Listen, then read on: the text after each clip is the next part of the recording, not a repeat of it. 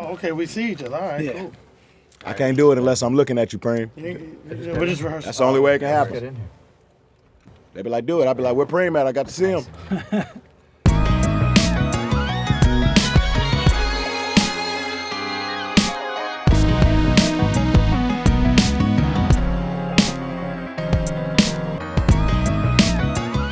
Hey, what's going on? This is Jason Rodriguez. I'm here with DJ Premier, Royce the 5'9". This is Prime, live at Vivo. What's happening, fellas? Hey, Good.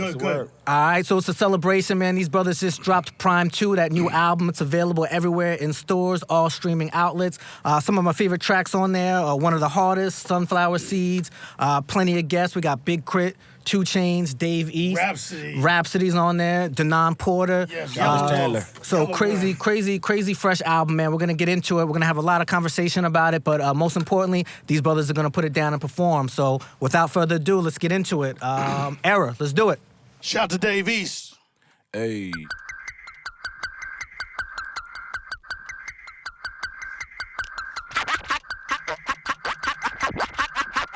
How can you do this when you're spanking brand new to this? I'm the leader.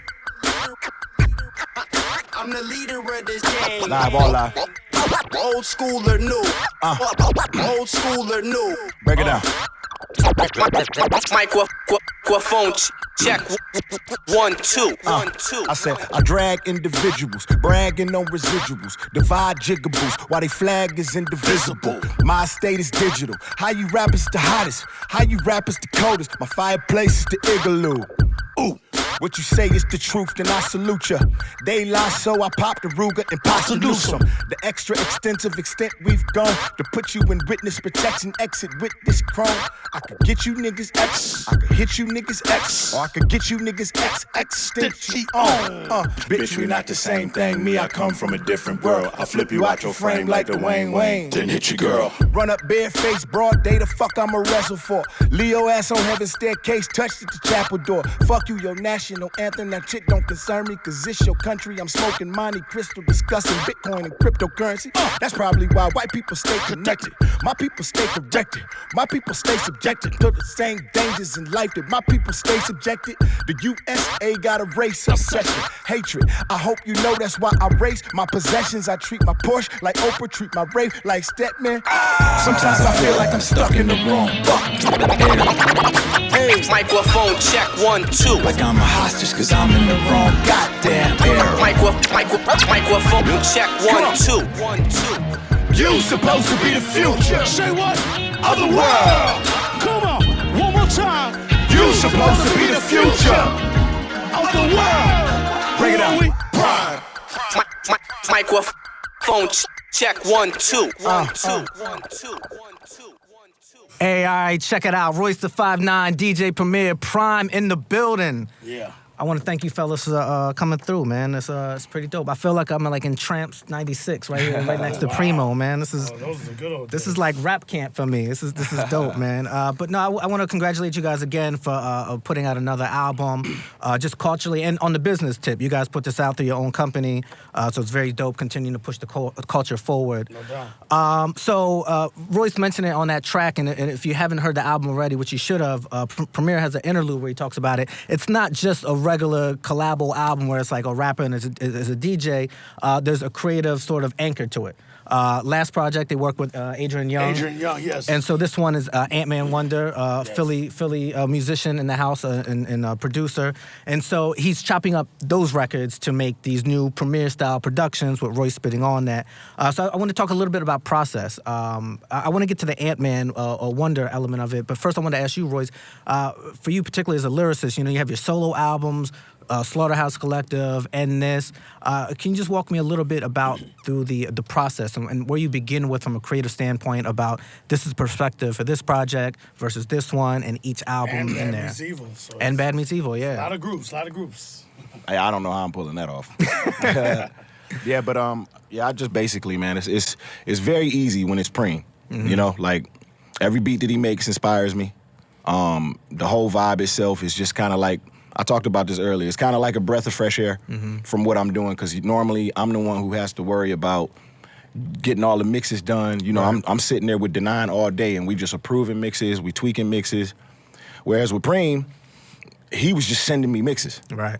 And there was very little like changes that I had. You know what I Right. mean? It was just like, I got somebody that I can work with that's gonna kind of like do the heavy lifting, and all I got to do is rap. And it's, you know, I have fun rapping. It's easy. It's easy. You know what I'm saying? Especially when it's a Preem beat. So we just try to go in there and have a little fun. You know, I wanted to go a little bit more in depth this album in terms of lyrically. You know, the first one was just kind of like a springboard just to kind of get the brand off the ground. You know, let people know that this is what we were gonna be doing. You know what I'm saying? So this album was a little bit more of opportunity for us to spread our wings. You know what I mean? Creatively, not to be under any type of restrictions or anything like that, not to have to adhere to any rules or nothing like that. You know, we just going in and just doing what feel right. Yeah. You know, so it was easy. Cool. Now, lyrically, I'm definitely going to ask you about that down the road. There's a lot of sort of cultural commentary that I want to kind of get your input about with some of the records. But Ant-Man Wonder, I know it was announced kind of a while ahead of this project that you're going to be doing with that. But how'd you guys end up picking him? And what was the challenge between 1 and 2 versus Adrian's records versus Ant-Man's records? With Prime 2, it was like, you know, I like the sound of what Ant-Man Wonder does. I've worked with him before on a record a few years back with Skyzoo and Torre. And next thing you know, he was one of the choices besides Madlib. Frank Dukes was also a choice. Even the Westbound Records catalog, we were thinking about using them. And Ant-Man seemed like the best one to use. I love his melody and his sound, and I knew it was very opposite of what Adrian did, so that they wouldn't compare sound-wise. Right, and we were ready to roll. So this time I knew what I was walking into. Yeah. So do some of those other names, are they off the list for the next one? Or is it like in that moment, like, you know, we're considering these We're ones breaking and up go? after this one. We're breaking up. Exclusive. You heard it here We're gonna first. make the announcement. The Making it hot. breakup. We're about to go viral. It's gonna be called Prime Breakup. Like You can't break up when you got a legend in the group. That'd be like M saying he leaving me. It's like, you already what you are, bro. So in terms of process, are you guys, I imagine it's a mix, sending stuff back and forth, but also when you're in town together, Oh, yeah. recording, or? We did half together in New York. We did another half in Detroit at his studio, Heaven Studios. He just opened up his studio a year ago. And it brought two different types of vibes. Yes, I wanted to ask. So writing for you, how was that different, sending it, you know, files back and forth versus when you guys were together in Detroit? Didn't really send that much. Yeah, I could do both. I mean, because I kind of got accustomed to doing that, just being in so many groups. But I prefer working with Preem. Yeah. You know, like I like even him cutting my vocals. Yeah. Like I like him hitting the talk back.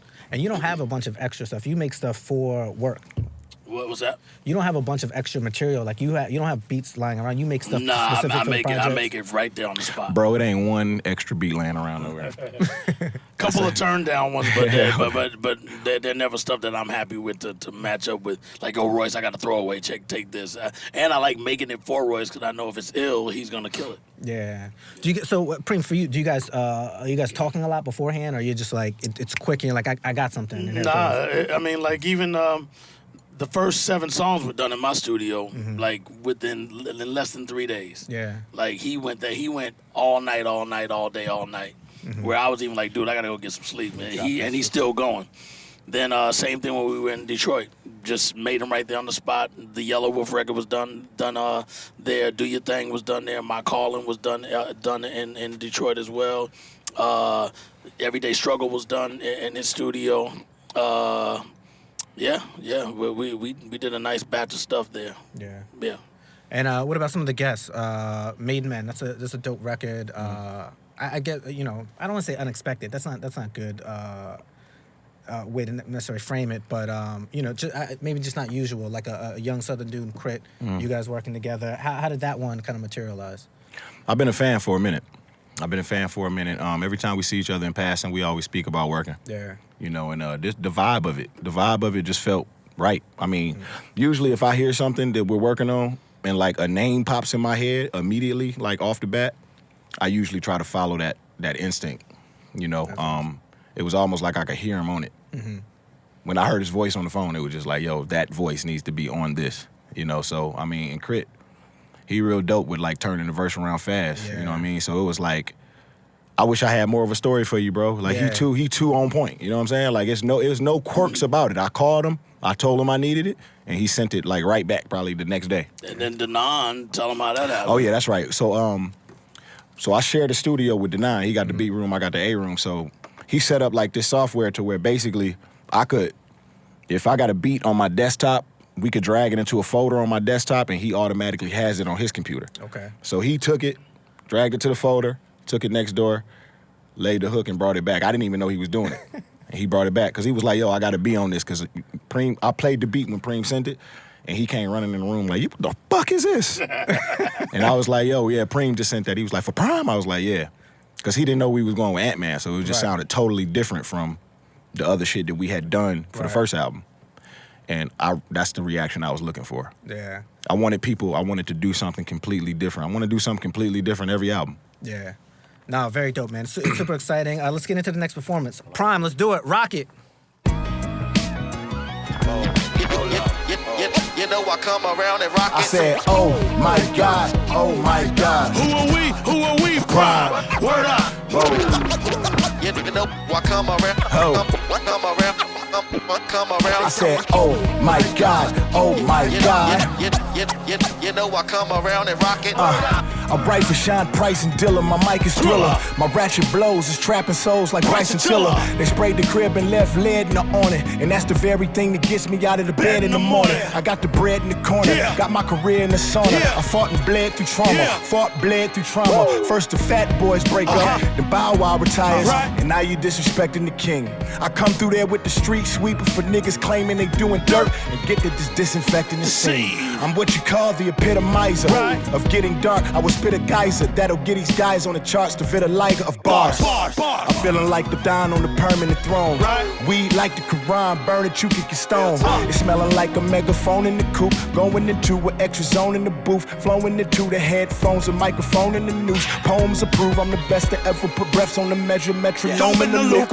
All I could do is turn your sister to my all-night masseuse. Zoning the goo, this is my moment of truth. Can I rock it? Yes, you can. Now can I rock it? Yes, you can. If she pretty, I'ma hunt it down. Titty, I'ma hunt it down. Hit it, I'ma come around and rock it. Can I rock it? Yes, you can. Now can I rock it? Yes, you can. Come on. Anytime I come around your city, I'ma burn it down. Venue after venue, I'ma come around and rock it. Let's go. You know I come around and rock it. You know I come around and rock it. Hey. You know I come around and rock it. Hey. You know I come around and Hey. rock Hey. rock it. Now first the Dipset split up, then Azealia Banks leave Twitter, and now you niggas hating on Nickel. And I'm just the same stand-up nigga since the day I came in this game, and I just came to stay in here till I'm crippled. I'm a combination of Kane, G-Rap, Reggie Noble, and James. Still has Ashanti and Kelly rolling in dreams. They tried to blackball me but couldn't, I was too fucking good. They tried to run me out of my city, I was too fucking hood. So all I'm trying to say, for those who's trying to kill me is, hey, even Patron had to stand in line and wait. Cause this is God's work, handcrafted by karma. I'ma always be here laughing and clowning, lasting, I promise. And last but not least, I'ma finally retire my father from out that post office, and that's on my mama. I live my life for my girls and my boys, and I took my soul back from the devil, now the world can enjoy it. Can I rock it? Yo, yes, you can. Can I rock it? Yes, yes, you can. If you pretty, I'ma hunt it down. The city, I'ma gun it down. Hit it, I'ma hit it, I'ma come around and rock it. Can I rock it? Yes, you can. Now can I rock it? Yes, you can. Come on. Anytime I come around your city, I'ma burn it down. Venue after venue, I'ma come around and rock it. Let's go. You know I come around and rock it. You know I come around and rock it. Let's go. You know I come around and rock it. Ho. You know I come around and rock it.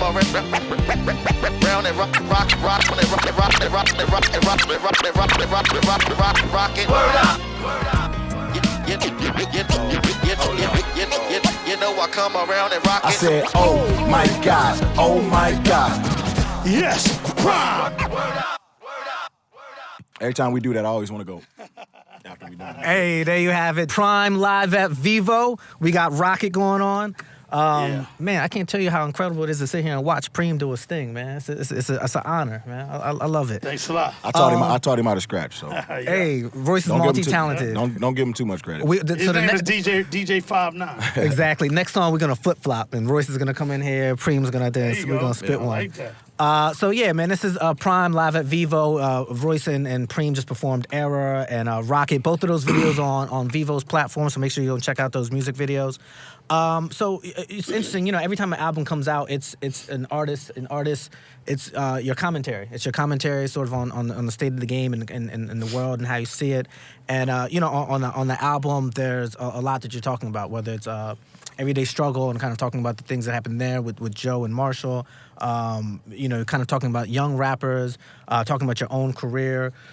For you guys, when you guys are having conversations in the studio and you're talking about the game right now, and it's so different, right? You know, before, less companies, less artists, and you know, just kind of that discussion of is it underground, is it pop, is it real, or is it not? And you know, now there's just all these genres and classifications. And you know, when you guys did the DeSuze and Mero interview, and Royce was saying, you know, you're categorized now as lyrical rap, when that wasn't even a category before. That was just the thing to be. You either had skills or you didn't. If you Yeah. didn't have skills, you really couldn't rock. I mean, unless you were a party, you know, have fun artist. But even like, say somebody like Kid and Play, they were lyrical but fun, and it was more about having fun and just being jokesters. But their raps were dope. Right.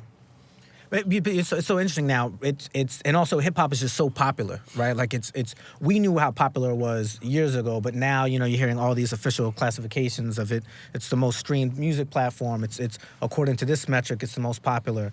But because of that, there's just more opportunities, and there's just going to be more artists, and there's just going to be people who just aren't lyrical and they're trying to catch vibes. And I think that you're very honest in the way you both discuss that, right? Like, you know, it's okay. 100%. That's what it is. I think now the metric that we look for culturally is like, is it authentic? You know, you may not rock and spit, but you know, you're being your authentic you. Royce, do you think about the way your audience kind of takes that commentary from you, both on the album and you know what you do on Twitter, et cetera? Yeah, I mean, the only thing I really think about is just I really want them to know where I stand with it.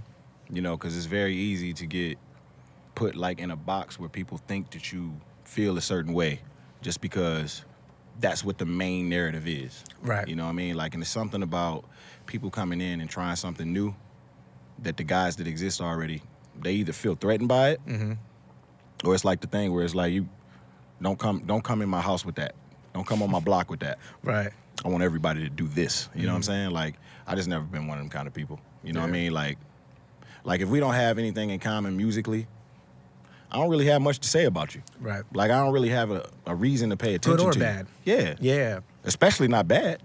Like, I don't have a reason to pay attention to you. I just don't understand. Like, if somebody don't like somebody's music, they act like they dislike them personally. Right. You know what I mean? Like, and it's, if you don't like it, it doesn't mean that it's not helping the culture move forward. Like, regardless of how anybody wants to look at it, it's growing. It's growing, and it's just a lot more. And they create the subgenres. I honestly think the subgenres come from certain artists trying to protect themselves from slander by putting themselves in a certain box Right. of doing something that they can't do on this side. Right. I'm not lyrical, so let me just rebuke it. You know what I'm saying?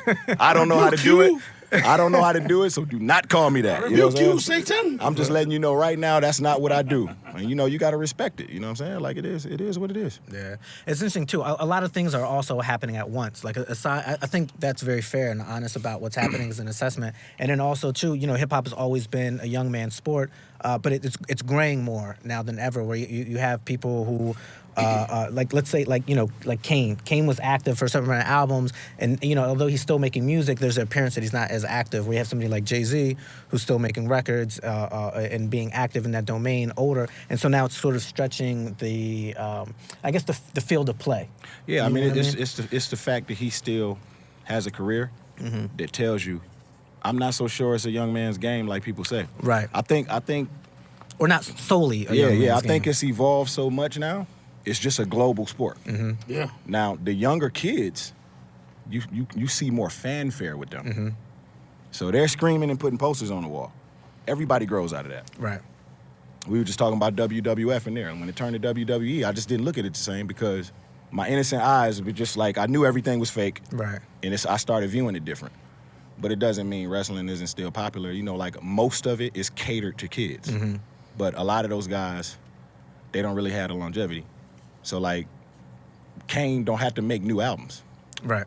He made his impact you know, he made his impact when he wanted to be traveling and doing all that He shit. gets a lot of shows. Yeah, and then he just performed what exists already. Yeah. And the fact that it never went away tells you everything you need to see. Yeah, he still kills shows. Yeah. Because it's like a young man's game is like, how many of them are going to make it to that spot Right. that he's in? Yeah. Preem, what's your take on that? The idea of that it's not just solely a young man's game anymore. Yeah, I'm proof of that. I'm 30 years in. I started when I was 19. I'm 50. I'm gonna be 52 in a couple of days. So, you know, to go from 19 to 52, still doing this, still cutting live, as you saw, Yeah. you know. And this record is, like I said, this album's new. We're still learning. I just made these cut. Yeah, be markers. clear. These is exclusives right I here. just They're made not hitting the road for a while yet. I So what just you're made seeing these, right here. I just made these cut markers. So these are freshly done like a day ago, just to get them down to even relearn my cut patterns. So you saw some of them I was catching, some I was doing a little bit different from the record. So, you know, that we still have to master even doing it for y'all. Yeah. So, but we love what we do. I mean, I'm proof of that. You know, I'm in the same box as Jay-Z. He's in his late 40s, he's nearing 50. I think he's like maybe 47 or something like that, and maybe close to 48. I'll be 52 in a couple of days, and I'm ready to make another Yeah, record. that feeling doesn't go away. Nah, like not with hip-hop. It's like an ill double-edged sword, like dichotomy type thing. It's like you got the older artists that are making music for the young kids to grow into, and then you got young kids only catering to young kids. And Right. it appears to be a young person's game, but it's just like, it's very hard as a 47-year-old man, like however old Jay-Z is, to sell records to super young kids. Like there's things that he went through in his life that they just don't understand yet. Yeah.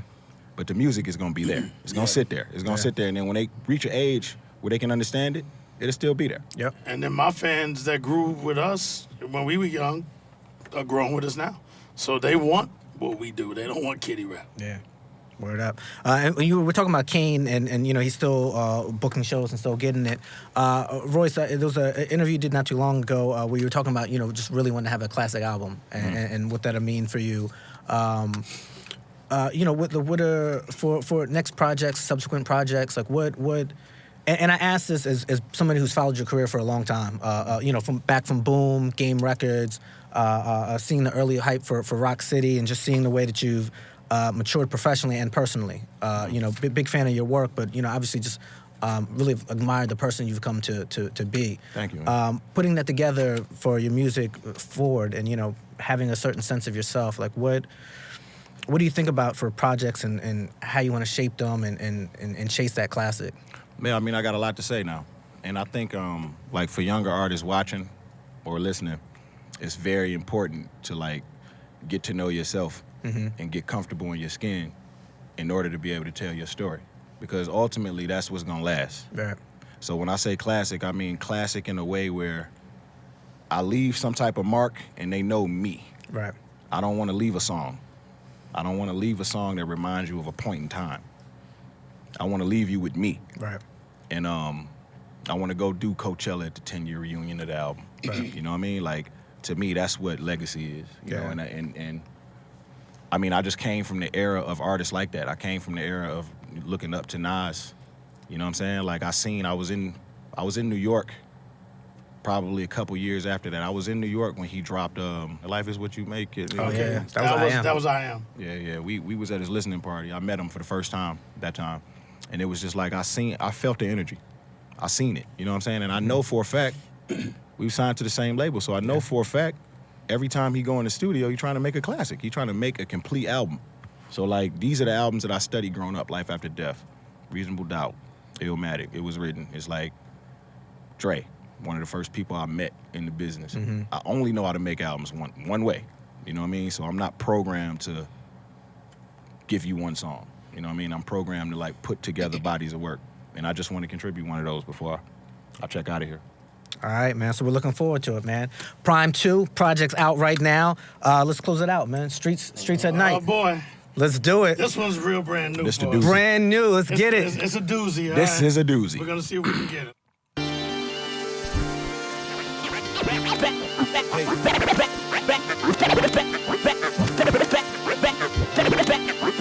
Back to the streets. Everybody coming with their chick record, big record. This gon' play in the clubs. Radio. Hit record. Wonder how I'm gon' get ahead. I'm on my ice and shit. You wonder how you gon' get ahead. I'm on my ice and shit. I do it for the streets. My niggas on parole without a group. My dogs who wanna roll without a roof. The blogs and the critics. I exhibit logic like the rappers without chance. That's all independent. And all I do is fuck the baddest bitches y'all done seen. Catch you while she fresh and still new into the scene. Let her know I'm righteous with my Bible on the stand. Dump her once she hit 1 million followers on the gram. See, I ain't with the free smoke, that's what you got Drake for. I like my hoes to be low-key like my safe though. Rappers act 100, smack them all with a stack of them. Softer than them socks that got the ball on the back of them. And all I do is do it for the streets. I do it for the strong, you do it for the weak. Any city, pick a city, Houston to the D. I do it for the street. I said, hands in the sky, let me see you reach. Everybody getting money, let me see you keep. I said, hands in the sky, let me see you reach. Why they dropping dimes? Niggas on that streets, I run. The streets all night and day. And I run. The streets all night and day. Back to the streets. Everybody coming with their chick record, big record. This gon' play in the club. Radio. Kick record. Either that or they come with a diss record. I come from where you don't disrespect none of your successors. I don't fuck hoes that I can't leave in less than 6 seconds. Who the best is a horrible, rhetorical, sick question. You guessed it, I'm throwing bullets at you, but you ain't about to go for long. I pull the 4-4 and let it bang like Post Malone. Might as well get ready for your tune. You play me. Tell your wife she gon' be solo soon like Sway Lee. Quarter pills, recouping the deal, worth $250,000. All I'm trying to do is stay black and get out like Jordan Peele. Everybody do it for the accolades, I'm tired of them. I ain't cared about Grammys since Jay boycotted them. Spent my first advance at Manny's, follow Pharrell and them. Used to ask bitches for ass, now I'm just telling them. If I get any more fly, I'ma need my own spacesuit. Got these hoes getting naked like they high on K2. All I need is 5 minutes, every style get augmented. Well endowed in God's image, never smile, Kawhi Leonard. These pellets are pedophiles, coming out this arm, bro, they touchy. Trust me, Dudley, Arnold. My show started 12, then it sold out by 11. Rappers blow up, go and debut they whole album on Ellen. But not me, I do it for the streets. Do it for the strong, you do it for the weak. Any city, pick a city, Houston to the D. I do it for the streets that I run. The streets all night and day. And I run. The streets all night and day. Back to the streets. I said, hands in the sky, let me see you reach it. Everybody getting money, let me see you keep. I said, hands in the sky, let me see you reach it. Why they dropping dimes? Nickel on that street shit.